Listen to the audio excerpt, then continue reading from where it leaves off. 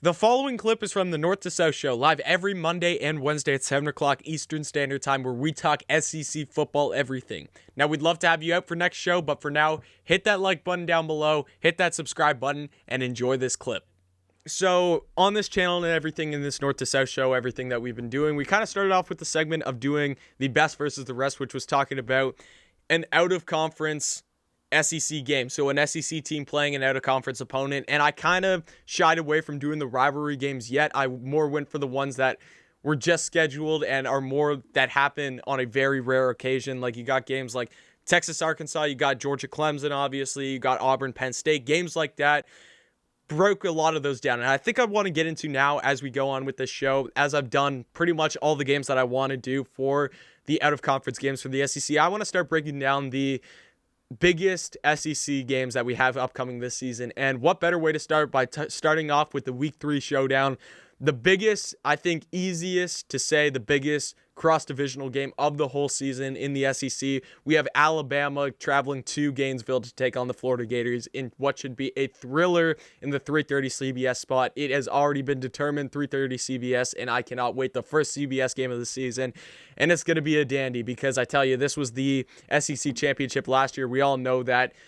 Both of these teams come in, obviously, with lots of talent lost from last season. I could name all the guys and stuff like that. Like, I'll just go through Mac Jones, Devontae Smith, Jalen Waddle. You're going to have Najee Harris. And then Florida, obviously, offensively, you're going to have Kyle Trask, Kyle Pitts. You're going to have Kadarius Toney. Guys like that. Big, I didn't even name any of the defensive players either. Like, you got Surtain, you got Marco Wilson, you got a bunch of big defensive players as well, and like a lot of guys on the offensive line, especially for Alabama. Leatherwood, you could go Landon Dickerson. I don't want to keep rambling on what they had last year because we are all talking about this year. In my opinion, this game should be the College Game Day game.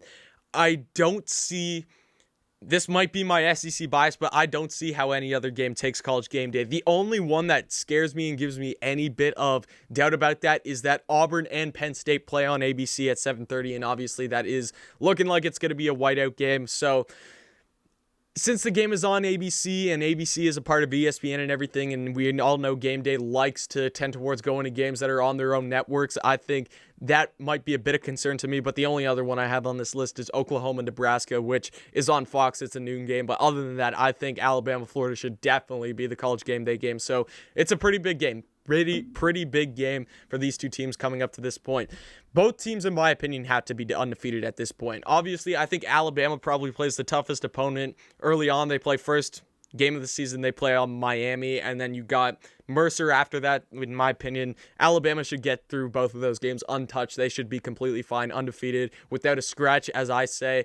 And then we have Florida. They take on FAU, and then they travel to Tampa Bay to take on USF, which should be interesting. They go to Raymond James Stadium. I still think that Florida cakewalks through both of those games. There's no reason why I see either of these two teams having a loss going into this game. So right now, at this current time, I have both of these teams going into that game as 2-win teams and 0-loss teams, undefeated teams. So it's going to mean a lot. It's going to boost you up the rankings a lot. Your undefeated season is going to remain.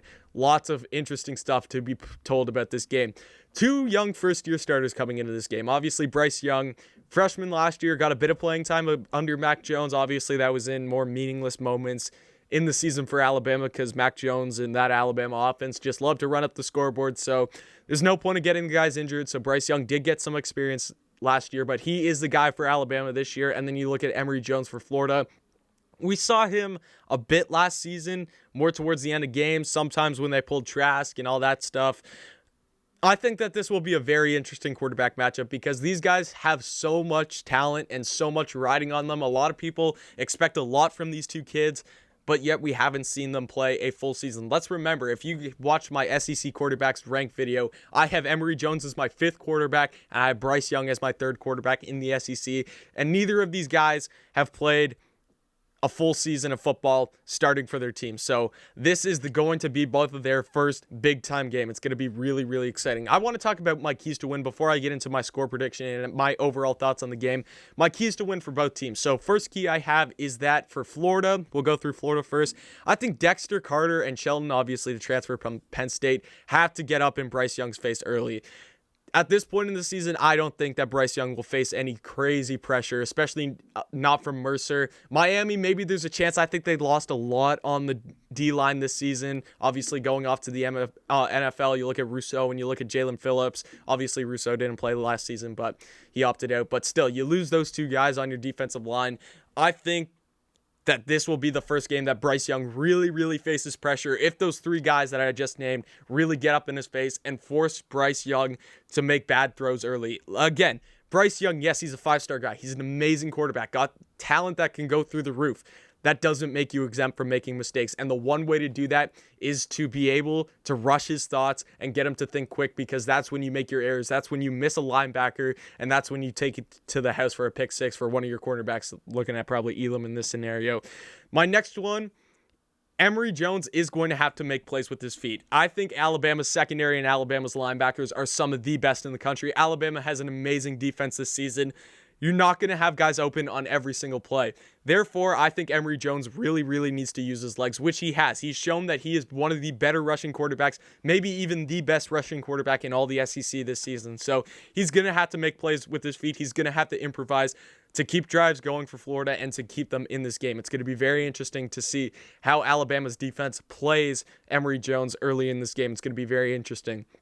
And my last key to the game for Florida, the rushing game has to be prevalent in some sense. Like, this Alabama team is not going to let Emory Jones go out and throw for 400. I don't even think 300, maybe even 200 plus yards. It's just not going to happen. I think this secondary is really, really good and really, really dialed in. And I think this linebacker core might be the best in the country. So you are not going to be able to throw the ball for 400, 300, 200 plus, maybe 200 plus yards, but you're not going to have a field day in that sense. So you're looking at Malik Davis, you're looking at Dameon Pierce, and you're looking at DeMarcus Bowman. That three-headed monster that you have there in Florida and that offensive line is going to have to work together to put something together. You're probably going to have to get, if Florida really wants to come out of this game with a win, I say one of those guys has to have over 100-plus rushing yards, because if you can establish a rushing game, I think that changes the whole outcome of the game for Florida, because, man, Alabama's secondary, I really feel strongly that Florida isn't going to have an easy time throwing the ball against them. So I think the running game will have to be huge for Florida to be able to come out of this game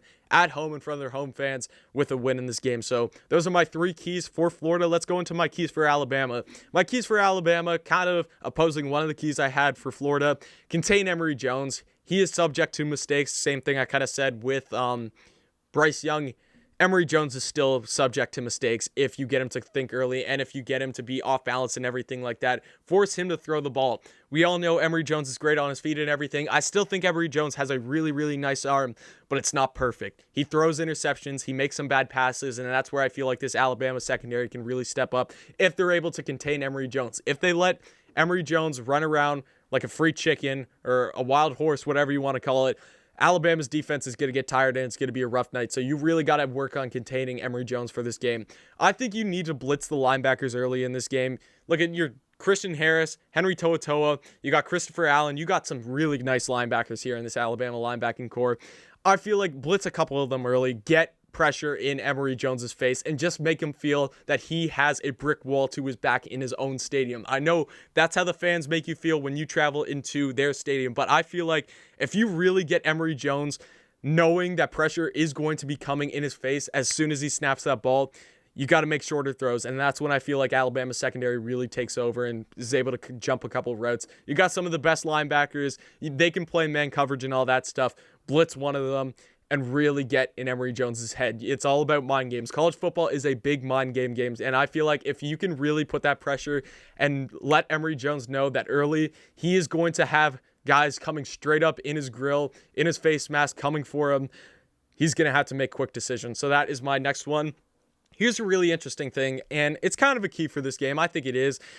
Alabama, it's more of a statement and a key. I think Alabama's wide receiver 2 will rise in this game, and they will be marked down as the best guy.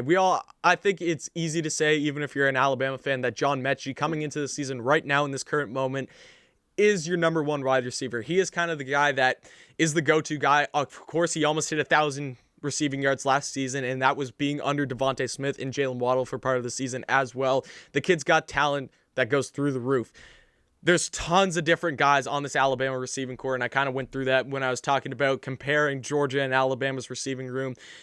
I feel like the number 2 guy or that second go-to guy, in this case for the wide receivers, will step up in this game because I think Elam will be on John Mechie in this game. Now, that doesn't mean I think that John Mechie is going to be completely taken out. I think Elam is one of the best cornerbacks in college football, but that doesn't mean that John Mechie is going to be completely executed from this game. No, but I feel like you're going to get a lot of coverage with these secondaries, and if you can have, with the safeties especially, because I think Florida's cornerbacks, they got good cornerbacks, but they got a young safety group coming in this season. So if you could really attack the safeties and have your guy, whoever that is, I look at like Slade Bolden, you're going to have Jameson Williams, obviously the Ohio State transfer. I've talked a lot about Ajayi Hall. If we want to, I said wide receiver too, but maybe we want to talk tight ends. You could look at Billingsley. You could look at a bunch of different guys for Alabama. But in my key for this game, I think that number 2 guy for Alabama, whoever that's going to be under John Mechie, is going to have to step up and have a huge game here. That will be the leading receiver. I don't have John Mechie being the leading receiver in this game. I have that wide receiver too. It all depends on who is that guy. So that is my 3 keys for Alabama. My overall thoughts, I don't think that this will be as high scoring as it was last year. I think that both defenses have improved, and I think that the offenses has taken a step back, and it's early in the season. Remember last year when we watched Alabama and Florida play each other? That was the SEC championship. That was all the way in December. Lots of time to work through the offenses. They kind of know their identity and everything. They've been working with their guys for a long time. This is week 3, and this is your first SEC game. So I don't think that the offenses will be as polished as they were in that last game. So I think it's going to be a bit of a lower scoring game than last year. Obviously, I still think that the scoreboard will be pretty high. I just don't think it will be as good as it was last year. I don't think that this game will be a blowout going into halftime. I have Alabama leading 24-17 at half. Of course, I think the atmosphere is going to play a huge part in that. Florida going to the Swamp is never an easy thing to do, and they always make it rowdy in there and tough for the road team. So I think this game actually is a bit closer at halftime, but after half, I think Bama starts to pull away. I really think that this offense just turns into another gear. I feel like you give them the halftime. Bill O'Brien is the OC at Alabama now. Nick Saban, let them talk about it. Let them adjust to what they see from that Florida defense. And I think Alabama's going to come out shooting in that second half. And I still think Alabama's defense is going to be very, very solid in that second half. Overall, I think Florida can hang with Alabama for 2 quarters, but it's just talking about a 4-quarter game. An hour of football is where I really question myself. I haven't seen enough of this Florida team yet to be confident in saying that they can last 4 quarters against Alabama and say that Florida is the better team in this scenario. So with that being said, I have my final score of this game. I have Alabama winning 45-31. Alabama puts up 40-plus points. Florida still puts points on the board. Like, don't get me wrong. I think Florida's offense will still have a good game here. In all of college football, the scoring is getting a lot higher, but I just don't think that the offense will be at that level yet that Alabama will be at, and I just feel like Alabama's defense is there more than Florida's is. Of course, it's early in the season, still lots to be told. Haven't seen either of these 2 teams play an actual game yet. Lots will be told within those first 2 games, but right now in this current moment of, let me check my phone, I think it is Monday, June 14th, I have Alabama winning 45-31.